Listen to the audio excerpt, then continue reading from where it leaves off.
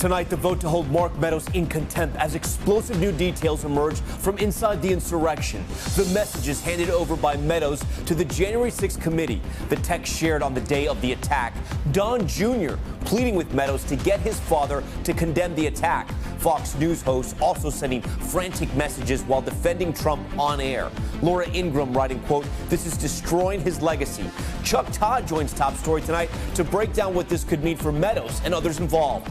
Also, that tornado disaster across 6 states. The investigations just launched into collapses at an Amazon warehouse and a candle factory in Kentucky. Did the facilities put the workers' lives in danger? And the incredible stories of survival, the woman and her pregnant friend pulled from the rubble after 6 hours. New holiday wave, the country marking 1 year with vaccines, but cases once again spiking dramatically on both coasts. ICUs across the country operating at full capacity. Our Ellison Barber back inside one of those overwhelmed units where most of the patients are unvaccinated. One mother's message tonight: do not make the same mistake I did. The deadly tanker blast, Haiti's second largest city, rocked after a truck carrying fuel exploded. Nearby homes set on fire, dozens killed, and the death toll now expected to rise.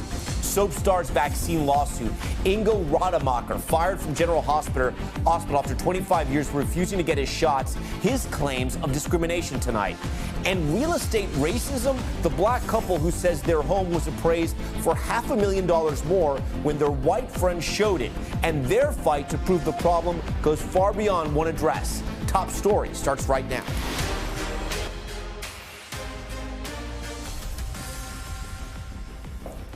And good evening, I'm Tom Llamas. We begin Top Story tonight with the vote to hold Mark Meadows in contempt of Congress as explosive new details emerge from the Capitol riot. The January 6th committee revealing the text messages handed over by former President Trump's chief of staff. The shocking messages showing many in Trump's inner circle tried to get him to stop the violence at the Capitol. Trump's own son, Donald Jr., writing in part, he's got to condemn this. Fox News anchors also urging Trump, telling his supporters to leave despite publicly defending his actions to their viewers. Laura Ingraham telling Meadows, quote, he is destroying his legacy. And longtime Trump ally Sean Hannity asking, can he make a statement as the chaos unfolded? Meadows has refused to testify before the committee, but those messages appear to show his involvement before and during January 6th. Let's get right to Garrett Haake, who leads us off tonight from Capitol Hill. The House voting to hold Mark Meadows in contempt of Congress, a mostly party line vote expected to refer the former Trump chief of staff and their former colleague to the Department of Justice for possible prosecution. We won't let the facts be buried by a cover-up. This is as wrong as it gets. You all know it. But your lust for power, your lust to get your opponents is so intense, you don't care. Meadows defying a September subpoena demanding he testify before the January 6th committee. First saying he'd cooperate, then changing his mind, citing executive privilege claimed by the former president. I've tried to share non-privileged information, but truly the executive privilege that Donald Trump has claimed is his to waive. It's not mine to waive. It's not Congress's to waive. But before he stopped cooperating, Meadows turned over text messages revealed by the committee last night, including pleas for Meadows to help stop the attack while it was happening from Mr. Trump's own son, Don Jr. One of the president's sons texted Mr. Meadows, quote, he's got to condemn this ASAP. And from Fox News hosts. He is destroying his legacy, Laura Ingraham wrote. Can he make a statement? Ask people to leave the Capitol, Sean Hannity urged. Trump Jr. declined to comment about the texts. Fox News has not yet responded to requests for comment. In a separate exchange, a lawmaker texting that the vice president should throw out some electoral votes he finds unconstitutional. After, another texts the chief of staff with an apology. Quote, we tried everything we could in our objection to the 6 states. I'm sorry, nothing worked. All right, Garrett Haake joins us now live from Capitol Hill. So, Garrett, Meadows' case is unlike Steve Bannon's, who flat out refused to cooperate and wasn't working for the president on January 6th. But what are you hearing about the long game here and whether the DOJ might prosecute Meadows down the line? I've heard it argued both ways by legal experts. First, that Meadows has a stronger case on his privilege claims, both because of how close he was to former President Trump in the White House as the chief of staff, and also because he has cooperated with the committee at least in some way by providing these thousands of pages of documents. That might be enough to save him from criminal prosecution. But either way, Tom, I think it's going to be a while before we know. It took the DOJ more than 3 weeks to try to decide to charge Steve Bannon, a much simpler case. We could be waiting on this decision for a while. Garrett Hake leading us off tonight on Top Story here for more on the state of the investigation into the January 6th insurrection and all the developments from Capitol Hill tonight. Let's bring in NBC News political director Chuck Todd. He's also moderator of Meet the Press. Chuck, I want to go back to the text that Congresswoman Cheney revealed last night. Give us the big picture here. What did this mean for Meadows, and what did you learn about when they revealed those texts? Well, the important thing is number one, I think they were sending a message to Mark Meadows, the individual. We already look at what we have. Are you really going to fight us on this other stuff? And by the way, you know that we have other texts of people that are cooperating that have sent texts to you. So we are well aware of all the different phones you use. So I think some of that was a message to Meadows.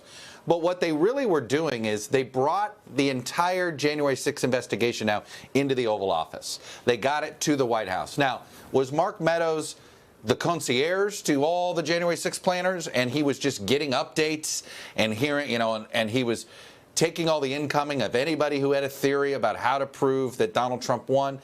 That may be the case, but that's the point.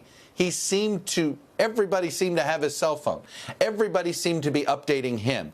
Everybody seemed to be showing, here's this PowerPoint, here's this.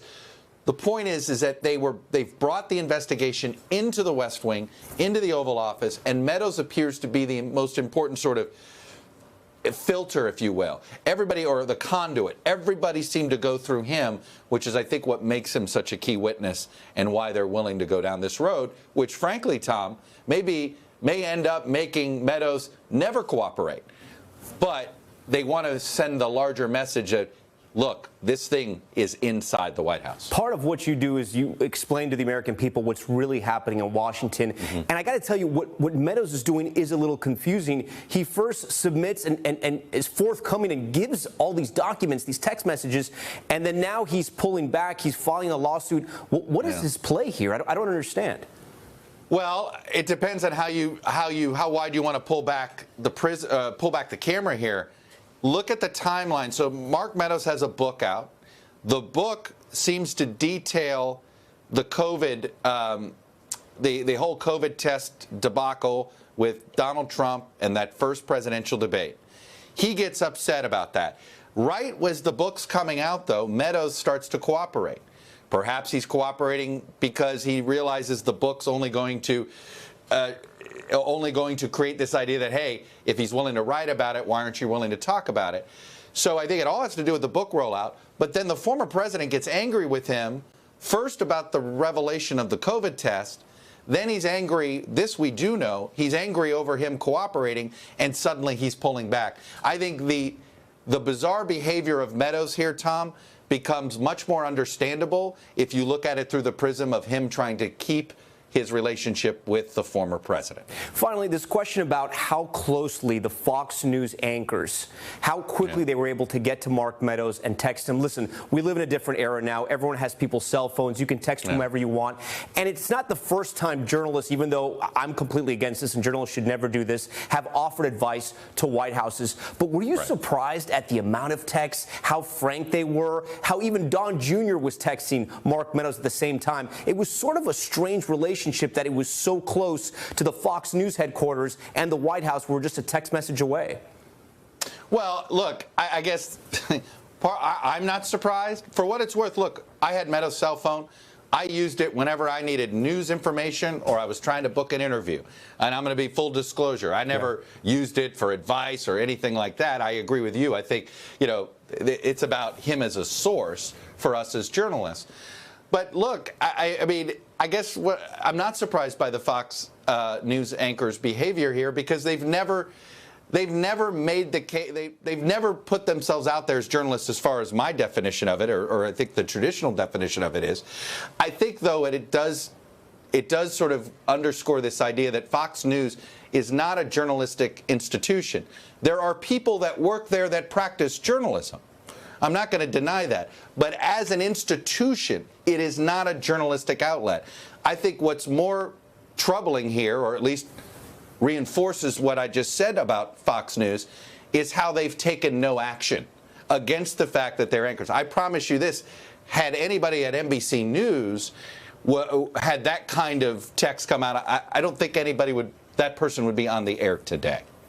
Chuck Todd with all the major headlines out of Washington tonight. Chuck, we thank you for your time. We turn now to the tornado disaster. At least 88 people reported dead tonight in several states, most of them in hard-hit Kentucky, where many are still unaccounted for. Now, heartbreaking stories of tragedy emerging alongside harrowing tales of survival. Gabe Gutierrez is on the ground for us. Tonight, days after tornadoes slice through multiple states, there are still more than 100 people unaccounted for in Kentucky alone. We have people missing.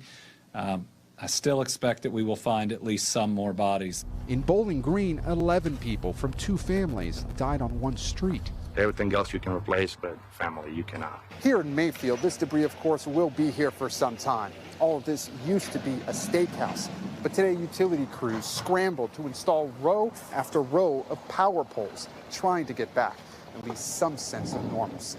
While in Missouri, a gut-wrenching picture. Smiling 9-year-old Aniston Rackley is seen clutching her favorite doll while sheltering in a bathtub with her 2 sisters. They knew where they were going to be in their safe spot. 15 minutes after her parents posted this photo, Aniston died in the tornado that ripped through her home. She was a wonderful, wonderful little girl.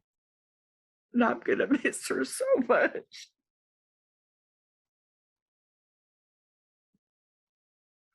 I already do. In Kentucky, we met survivor Michaela Emery in her hospital room. The 21-year-old says she'd worked at that candle factory on and off for 3 years. The monster tornado hitting during the night shift. The only thing I remember after that is I heard all kinds of noises, and the next thing I know, I open my eyes and I'm stuck. I can't move my legs. So all this concrete had just fallen on top of you? Literally a wall, like a concrete wall was on top of me. Did you think that you would make it out alive? I honestly did not think that they were going to find me. In the darkness, under that concrete slab, she spoke to her pregnant friend and prepared for the worst. There's no telling how long we're going to be under here. By the time they do find us, we'll be dead. I'm not going to be able to breathe. We're losing oxygen.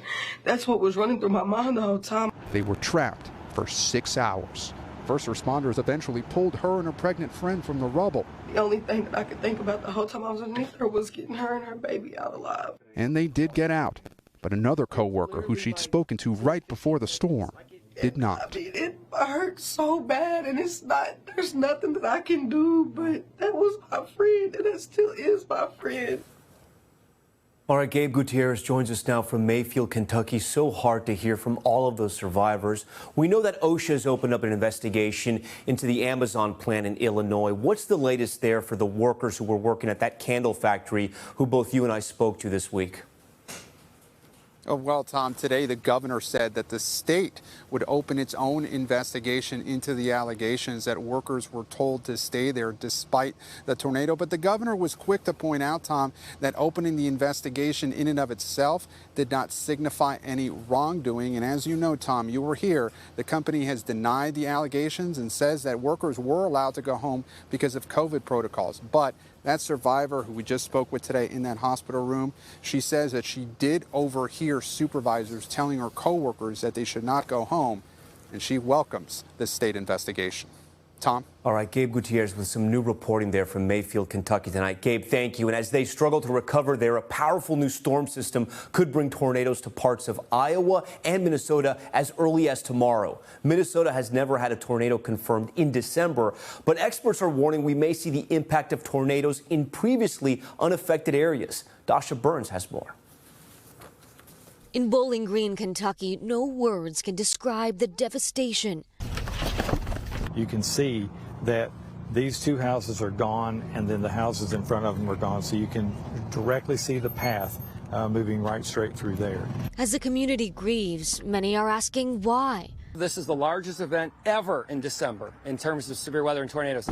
Experts are working to understand what fueled these monster storms. This is very unusual. Josh Durkee is a meteorology professor at Western Kentucky University. What happened here? There was a widespread area conducive to severe weather. There was warm air ushering in a lot of moisture in the lower levels of the atmosphere, and the wind shear set up an environment for storms to tap into that environment and thrive. The unusual nature of the storms have many wondering if this is a result of climate change. Climate change is a very complex discussion. While Durkee can't definitively say climate change is the cause of these storms, he says they may be a consequence. One of the main causes, spring-like temperatures in December, 20 to 30 degrees above the average for this time of year. Could we see more of these storms because of these warming temperatures? There are changes in the spatial distributions of tornadoes as well as the tornado frequencies. We are seeing more and more of these types of events that are related to things like climate change. There may also be a change to what's traditionally deemed Tornado Alley. Experts say it's moving east. Could we see tornadoes start to impact new places, different places? Absolutely. That means more people should get prepared. I'm going to be working tirelessly to help people find ways to protect themselves, to get the warning, to have a plan, to get low and save your family's life. Tom, 15 people were killed here in Warren County, including 2 infants and a 4-year-old boy. And this right here, this is the epicenter of the death toll in this community. The folks here never expected to experience anything like this, but experts say as these storms become more frequent, more and more communities are going to have to make a plan to keep themselves safe. Tom?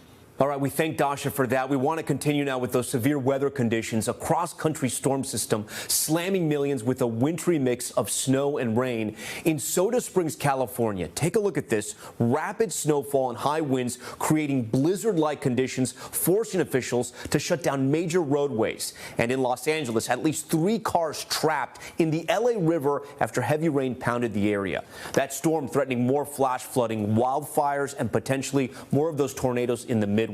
NBC's Dave Price is here to time it out. And Dave, we're following a lot of severe weather all over the country. Yeah, more extremes to talk about tonight, Tom. Let's walk on over to the weather wall. The pictures really told the story. This is what's taken place in the last 6 hours. The heavy rains, 4 inches or more in some locations, causing flooding. A lot of that burn area out to the west and mountain snows, what we're going to be dealing with. Let's talk about what's going to be happening as we head through the next several hours. 5 million people impacted, anywhere from Utah up to Montana and out to the Rockies with those heavy mountain snows. Some areas could be seeing upwards of 6 feet of snow in places like Tahoe. And as you can see, this area continues to expand its way to the east. But snow's not the only story. That rain causing the threat of flooding for many areas out to the west, as we mentioned, already affected by the burn from those wildfires earlier this year and the year before. So that's what we're looking for as we take a look at the western half of the nation,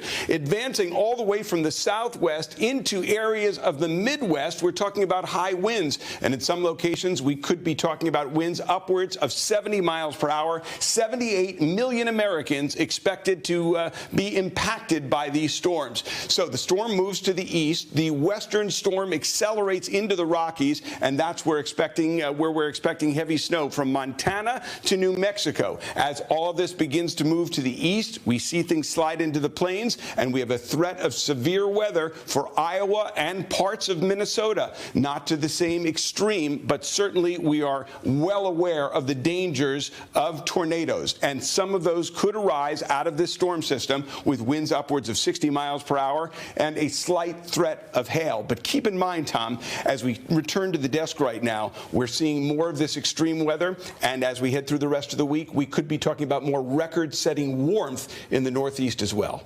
All right, Dave, we will stay on top of all that weather. Dave, thank you. Turning now to the pandemic. 1 year ago, the first person in the U.S. received a coronavirus vaccine. Tonight, hospitals across the U.S. seeing a rise in COVID-19 hospitalizations as the Omicron variant spreads rapidly, now in 33 states. Experts saying Omicron may be more resistant to vaccines but causes less severe COVID, as Pfizer announces a new study confirming its COVID pill will reduce the risk of hospitalization. NBC's Miguel Almaguer has the latest. As hospitals buckle under the strain of COVID, Pfizer's antiviral pill, if approved, could protect against Delta and Omicron, reducing the risk of hospitalization or death by 89% when taken within 3 days of the onset of symptoms. But it won't come soon enough for the soaring number of medical centers facing record admissions. At UMass Memorial, they ran out of ICU beds a week ago. I'm shocked that Massachusetts is in this situation. We are the most vaccinated state in the country, and yet here we are in a surge of COVID that's just as bad as where we were last year at this point. As Delta devastates lives, the more contagious mutation of Omicron, on its way to becoming more dominant in the U.S., has now been found in at least 33 states. The CDC says genomic surveillance shows the variant detected at a rate of 3% nationally, but at 13% in parts of the Northeast. What we're seeing in some of these other countries is doubling times of about every 2 days or so. So really rapid increase in the amount of Omicron that's out there. A year ago today, the first shots went into arms in what many hoped would be the beginning of the end of the pandemic. I need to be very clear. Vaccines alone will not get any country out of this crisis. It's not vaccines instead of masks. It's not vaccines instead of distancing. Do it all. Do it consistently. Now companies like Kroger are ending some benefits for the unvaccinated. The NFL requiring boosters for staffers after a spike in positive cases. NYU becoming the first major university to require boosters for students and staff. And at Cornell, where Omicron has been detected, school officials are shutting down campus. Tonight, an evolving pandemic with a revolving cost. Miguel Almaguer, NBC News. All right, we thank Miguel for that report. For more on all the COVID headlines tonight, let's bring in Dr. Naheed Badalia. She's an NBC News contributor and the director of the Boston University Center for Emerging Infectious Disease Policy and Research. So, Dr. Badalia, it's the one-year anniversary of the vaccine, yet all the headlines are surrounding the Omicron variant. It's been several weeks now since it was first detected, since we got that heads up from all the health experts in South Africa. What's your takeaway right now? What do our viewers need to know about this variant?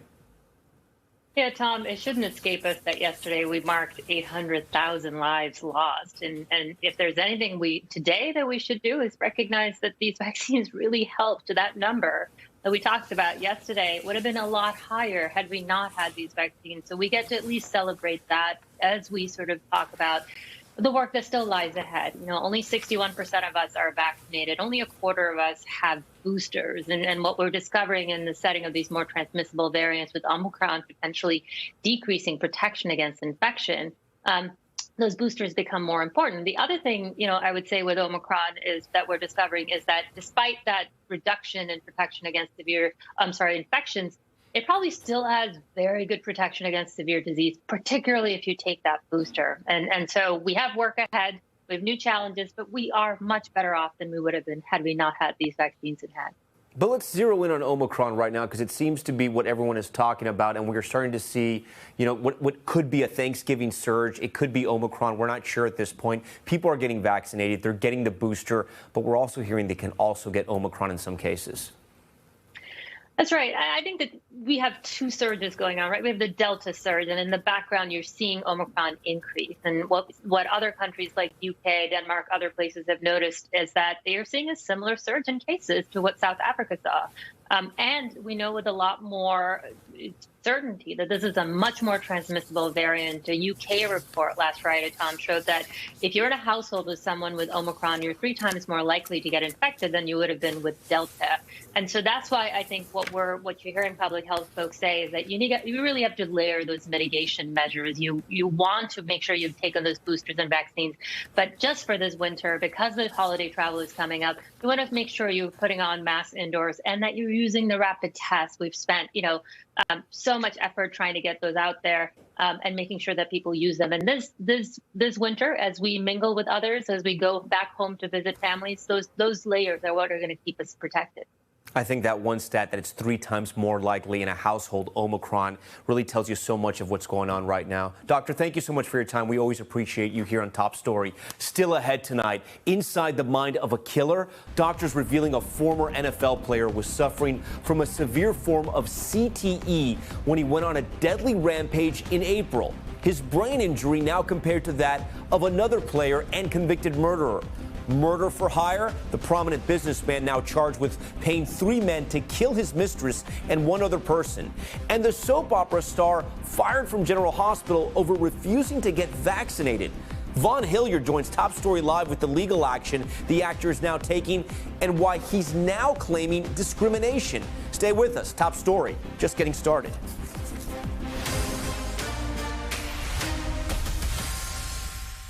We're back now with the results of a brain study that is shaking up the world of sports.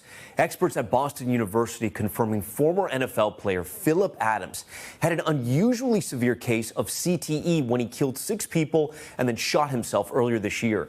Doctors comparing his case of CTE to that of Aaron Hernandez. NBC's Sam Brock has those details. Tonight, top researchers revealing former NFL player Philip Adams had an unusually severe case of CTE when he went on a deadly rampage in April, killing 6 people before taking his own life. Adams complained of excruciating pain from his injuries, often had memory issues, and difficulty sleeping. The study concluded that Adams' 20 years of playing football gave rise to the diagnosis of stage 2 severity of the degenerative brain disease. Stage 2 CTE is associated with progressive cognitive and behavioral abnormalities such as aggression, impulsivity, explosivity, depression, paranoia, anxiety, poor executive function, and memory loss. The neuropathologist who studied Adams' brain likening what she saw to one of the worst cases of CTE ever reported in a young person. Adams' CTE pathology was similar to that of another young NFL player, namely Aaron Hernandez. Hernandez, the former New England Patriots star who was convicted of murder in 2015, was diagnosed with stage 3 after his death by suicide in 2017. The condition, doctors say, does not occur naturally and is caused by repeated trauma to the head and is often linked to drastic changes in mood and behavior, violent outbursts, memory loss, and in rare cases, murder.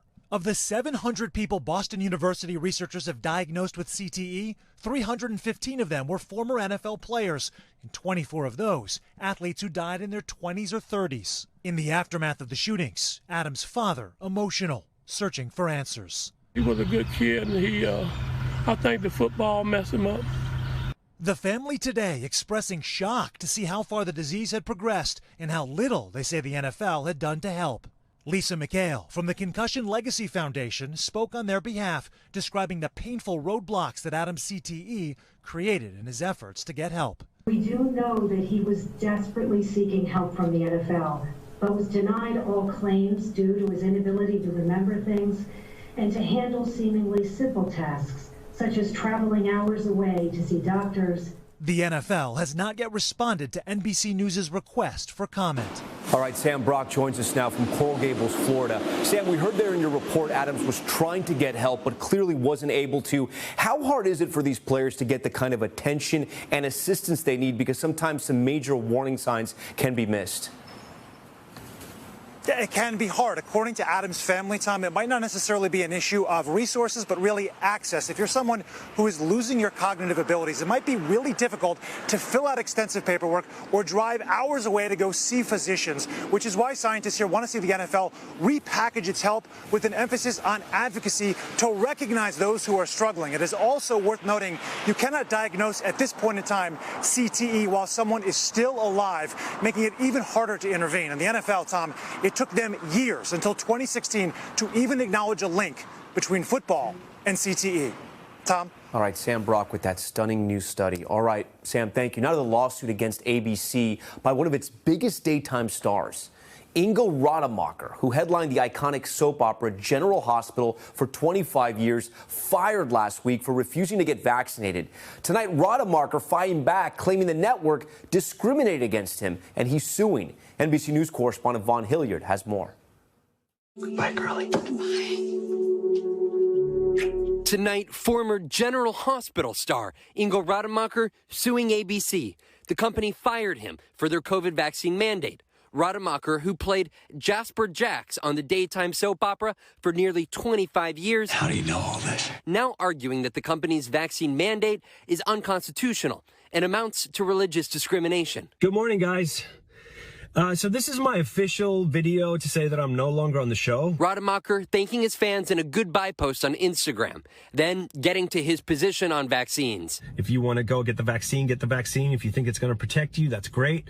But you should be able to make that choice. Lawyers for Rademacher in a lawsuit filed against ABC on Monday in Los Angeles, writing, ABC does not have the authority to force medical treatment on its employees against their will. Even if it did, it must offer religious exemptions to the forced treatment to anybody who requests one. It cannot discriminate among religions and cannot second-guess the sincerity of one's religious beliefs.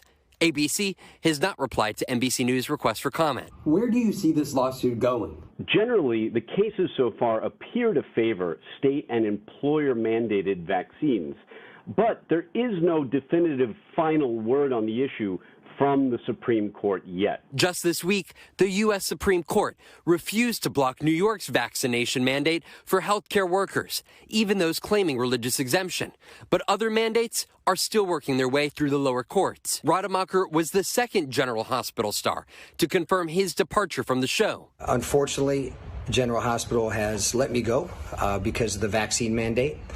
I did apply for my medical and religious exemptions, and both of those were denied. Actor Stephen Burton, who played Jason Morgan since 1991, stop talking, also posted a goodbye video on Instagram in November after he was fired for not getting a shot. Rademacher's lawyers seeking compensation for damages, yet to be determined, but also hoping to set a precedent. I do not agree with corporations ever being able to mandate a vaccine to keep your job, to keep your livelihood. All right, Vaughn Hilliard joins us now live on set here on Top Story. So, Vaughn, we heard Danny there, Danny Savalos, our legal expert. He said basically the courts have ruled with employers and the states here. So where does this case go? That's the big question here. The Supreme Court on Monday, just this very Monday, when the state of New York came to them and said, hey, that healthcare workers across the state, they should have to get a vaccine, even if they try to claim a religious exemption. Well, that Supreme Court, even with those conservative justices, said that a religious exemption wasn't good enough. Well, that is exactly what Rademacher is now hoping that for private corporations that they get the benefit and the protection of. But that's the big question. Of course, we do need to note 84% of adults across the country have now received at least one dose. So most of the cast, Carly, Michael, all of them will be returning this season. You love the show. Obviously you do, Vaughn. They will all be there. All right, Vaughn Hilliard, thanks so much for that story. We really do appreciate it. When we come back, airport bombings, the explosions killing 2 police officers near a runway in Colombia. Officials there are now calling it an act of terror. And real estate racism? The house appraised for an additional $500,000 after the home's black owners hid that they lived there. Why experts say it's just one example of a much larger problem.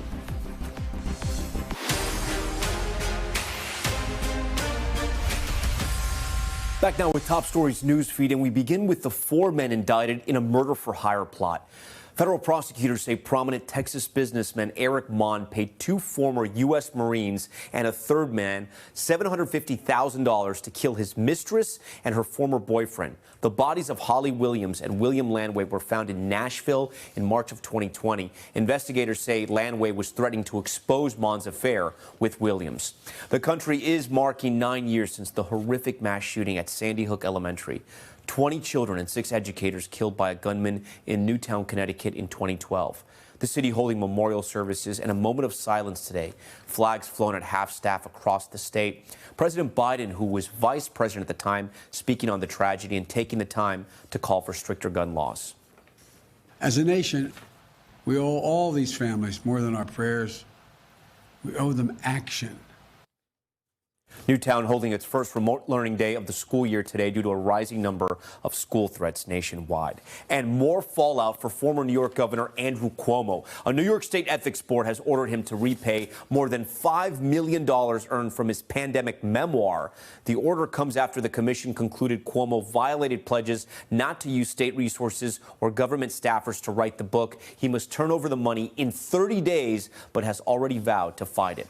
All right, now to the latest in the case of a young woman who went overboard during a Carnival cruise off the coast of Mexico early Saturday morning. The FBI collecting evidence from the ship that's now back at a port in Los Angeles. NBC's Gotti Schwartz is following the case. The Miracle cruise ship sits in port, a floating scene now under investigation. Pictures of broken glass and a bent metal divider on a deck, the only evidence seen publicly after a woman plunged from a stateroom balcony nearly 10 stories into the water below in the middle of the night. The woman still hasn't been identified, but passengers say she was traveling with her boyfriend and a family member. Rattled shipmates say they were told a security camera had captured her fall. We couldn't believe something happened to her. Sweet young lady, you know, a sweet soul. And she is gone. The FBI now investigating as to whether this tragic incident was an accident or foul play, releasing little information on what they know. It's scary. I hope they find out. Did she jump? Was she distraught or was she pushed? I want to know what happened. She's too young. Patricia Taylor says she met the woman on the 3-day cruise from Long Beach to Ensenada, Mexico. And this young lady's 25 years old with a baby, a 1-year-old child. That baby would never see his mom. Carnival Cruise says the woman went overboard Saturday night off the coast of Ensenada, and the Coast Guard and Mexican Navy spent 31 hours searching but couldn't find her.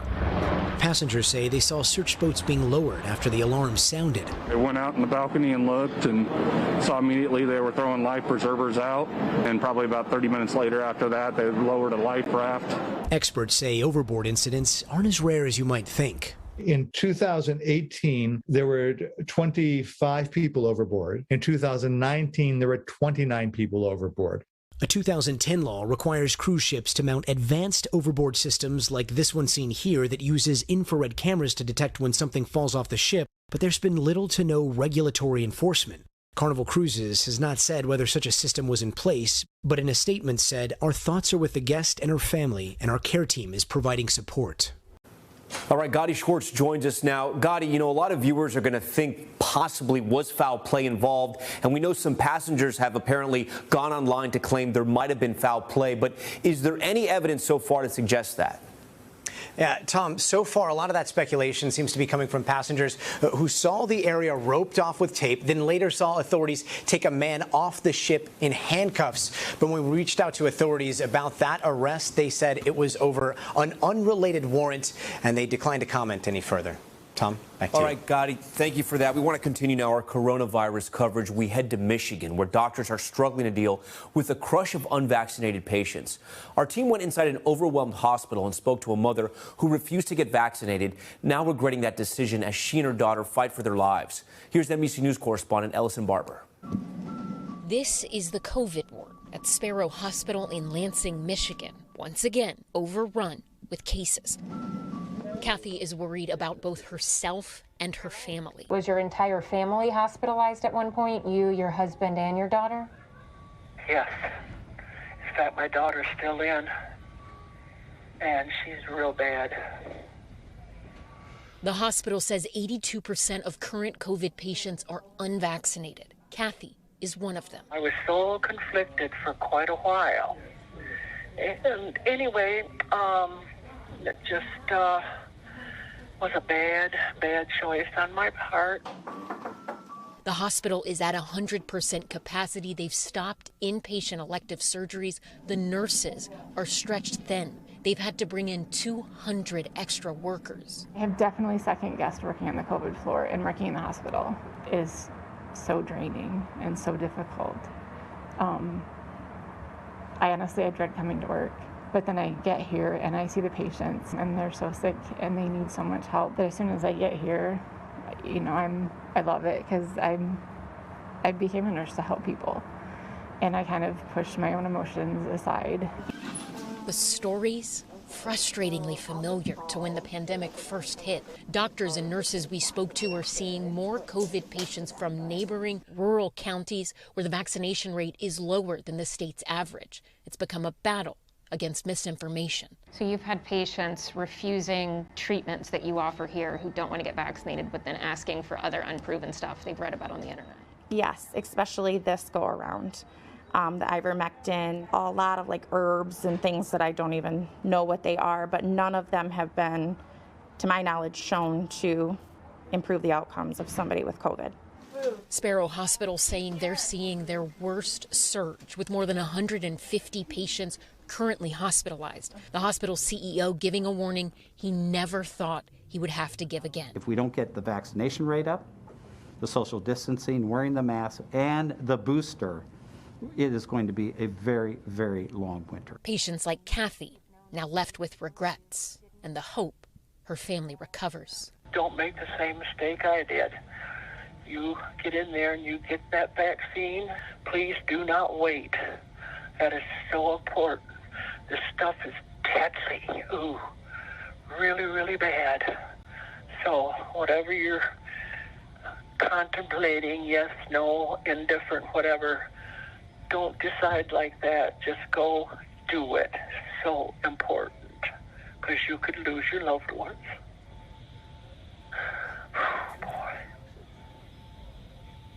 Another powerful reminder to get vaccinated. All right, we thank Ellison for that story. We want to turn now to Top Stories Global Watch, and we begin in Haiti, where at least 60 people are dead following an oil tanker explosion.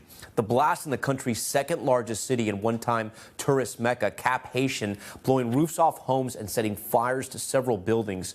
Dozens of people injured, and field hospitals now being deployed. Officials say the death toll is likely to rise. Colombia is calling a pair of airport bombings near its border with Venezuela a terrorist act. Authorities say the first blast happened this morning as a man carrying explosives tried to climb onto the runway. He died instantly. 2 police officers then killed after a suitcase they found detonated. Flights were suspended and passengers evacuated. Officials there are suggesting a Colombian rebel in Venezuela planned the attack. All right, back here at home tonight, a renewed focus on racism and structural inequality as a result of home appraisals. It comes after one couple's experience. Their home increased by, get this, a value of $500,000 more when they had a white person stand in as the owner of the house. Jacob Ward met them at their home and reports from California. This 4-bedroom home in the hills of Marin, north of San Francisco, offers lots of light, water views, a school right down the hill. So the house used to end right here. Owners Paul Austin and Tanisha Tate Austin knew it was worth at least $1.3 million based on a 2019 appraisal. But looking to borrow as the housing market heated up, Paul met a new appraiser and showed her around. And what was the number value? You open up that piece of paper and what is it? Oh, $998,000. Less than $1 million. Less than $1 million. Which means almost $400,000 less than Yes. the appraisal you'd gotten a year earlier. Yes. And so they applied for a new appraisal, but this time I'm going to guarantee that I'm going to get the appraisal that my house is supposed to get. And in the United States, what is your best guarantee of getting the best rate possible? Being white. Being white. So they worked to erase themselves from their own home. All of our art, took that away, pictures of our family, anything that, would resemble that this home belongs to a black family. Just grabbed it all, put it all in the shed, put it all away. And they asked a white friend to stand in when the new appraiser arrived. So this time you open the paper and it says what? 1.482. Yes. $500,000 difference. Imagine what that money can do for a family. That's seed money for a business. That's a second home you could rent out. That's college tuition. Now, imagine this whole community misses out on those opportunities. It shows that this is a far larger problem than this one address. Carla Duffy, a homeowner in Indianapolis, told NBC's Priscilla Thompson about using a similar tactic. I met with 2 of my girlfriends. Both are married to white men, and I was like, okay, I need to borrow one of y'all husbands. Her appraisal came back at double the value. A survey of studies of racial disparities in the U.S. mortgage market found that discrimination inhibits upward social mobility of minorities and exacerbates large racial disparities in wealth because home equity is crucial for building wealth. In fact, this community, known as Marin City, was held back for decades. When Paul's family moved here from the South to work in the shipyards, redlining meant it was the only place in the area where African Americans were allowed to buy a home, while white residents could buy and sell anywhere. Today, Marin City's median income is less than $30,000 a year. Neighboring Mill Valley, a mile away, is nearly 3 times that. In theory, this home should have been your family's escape from that history. Yes.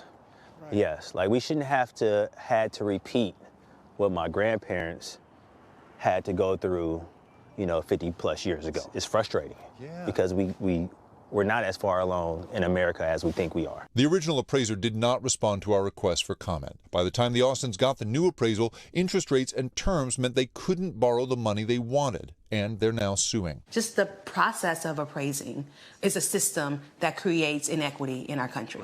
How do we change the system?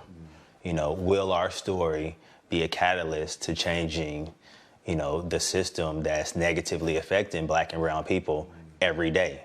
Tom, Paul and Tanisha say that their lawsuit is about the money lost as they were waiting for a second appraisal. But they also say it's about reforming a system that puts the dream of intergenerational wealth into the hands of a possibly biased person. Tom? So true. Jacob Ward with a very important story tonight. Jacob, thank you. Coming up, stopping retail thefts as smash-and-grab robberies target stores nationwide. Officers are going undercover to try and take down the shoplifting rings behind them. Our Vicky Nguyen joins Top Story tonight. She's in the house. She went alongside investigators as they tracked down some stolen goods on Facebook. What they found. It's all coming up. Stay with us. All right, turning now to Money Talks, what consumers and investors need to know from the business world and beyond. Tonight, we have an NBC News investigation into those smash and grab videos we've shown you. Our team getting an exclusive look inside an undercover sting with a team hunting down these shoplifting rings. NBC investigative and consumer correspondent Vicky Nguyen has more. Stores hit by organized retail crime, theft rings that scout, plan, and execute high-value heists, from drugstores to brand-name merchandise. Theft costs the retail industry more than $70 billion a year. To show you what's at stake, I'm here in Perrysburg Township, Ohio. It's a small suburb of Toledo, and I'm surrounded by stolen goods that officers purchased in undercover operations. Joining me now is Detective Sergeant Todd Curtis. Tell us why this small town is such a hot spot for organized retail crime. Well, Perrysburg Township is located in the area they call the Crossroads of America, which is I-80, 90, and I-75. Thieves can jump off the interstate, hit the stores, steal the product, and be back on the interstate. Curtis leads a team of 3 detectives who respond almost daily to organized retail crime and track stolen goods online. Curtis says they often end up on Facebook Marketplace. That's where officers found this power tool set for $350, $200 less than retail at Home Depot. Our cameras were there for the undercover buy. Hey, what's up? This is unopened? Yeah, yes, sir. Transact. But police arrest him, saying he's a fugitive wanted for aggravated robbery in Columbus and for buying these tools with a stolen credit card. 90% of our investigations actually involve an online marketplace. Kyle Pennoyer is senior manager of investigations for Home Depot. They've locked up high theft products, and now they're testing new technology. Bluetooth activation, the tool is useless until it's paid for. He says online resale makes it easy for criminals to hide and profit. Can the online marketplaces do more to thwart these crimes? Should they do more? I think so. We would like to see that go back to the online marketplaces to do a better job of vetting the people that are selling on their platform. In a statement, a spokesperson for Facebook says, in part, we prohibit the sale of stolen goods on our platform and use a number of tools to prevent this kind of fraud. We encourage people to report suspicious listings. Curtis says these crimes cost all of us. We're all paying more. It's all affecting all of us, all of the consumers who are honest. You heard it right there. Customers end up paying more for these crimes. Vicky joins us now on set. So, Vicky, we've been covering these stories for a long time on Top Story. And the thing that we keep hearing back from viewers is what is being done. Lawmakers are actually trying to do something now? They absolutely are. In Ohio, for one, a new bill just passed the state house there. It's similar to a law already on the books in Arkansas that they think is really going to help limit the sale of this stolen merchandise. It would require online marketplaces like Facebook to confirm the identity of the seller. So it makes it less easy for them to set up an anonymous account, sell a bunch of stolen stuff, and then disappear without accountability. About a dozen states have these laws pending now. All right, Vicki Wynn for us tonight on Top Story. Vicki, thank you for that. When we come back, Ryder's gift. The child who uses a wheelchair forced to wait for the bus in the cold, but his friends and classmates put their skills to the test to keep him warm. This is an incredible story. Stay with us. You're going to love it.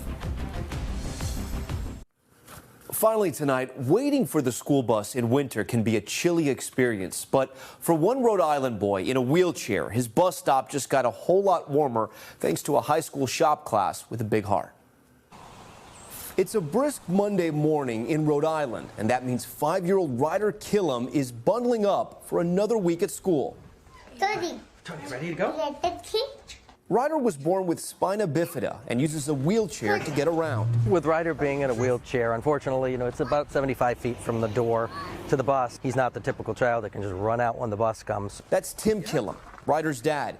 Initially, he used an umbrella to keep Ryder dry in the mornings, but as the days got colder, the family started looking for a more permanent shelter. So we actually put a post out on Facebook, just looking for friends that maybe knew somebody that had one that we're no longer using. That search initially unsuccessful until the students at Westerly High School's construction class stepped up. Basically, we were contacted by Mr. Killam several weeks ago to possibly take on this endeavor, and we do many projects like this throughout the community, and our first response was absolutely. Designing and building Ryder a bus stop that was ADA compliant. I think it's very important for my students to learn not only the aspects of just construction, but of being involved in the community. The class rushed to get the shelter ready in time for winter, but still found time to add a few personal touches, including this window so Ryder could see the school bus approaching, and a custom sign announcing to the neighborhood, this is Ryder's bus stop. All that hard work paying off this Monday morning. Good morning, Ryder. How you doing, buddy? Ryder meeting the class that built his bus stop for the very first time. That's Mason. He designed it. It's a cold morning, but that class feeling the warmth from Ryder. And seeing their design complete with an outdoor heater in action. Wow, that's great. Look at you. After a quick photo, Ryder heads off to school.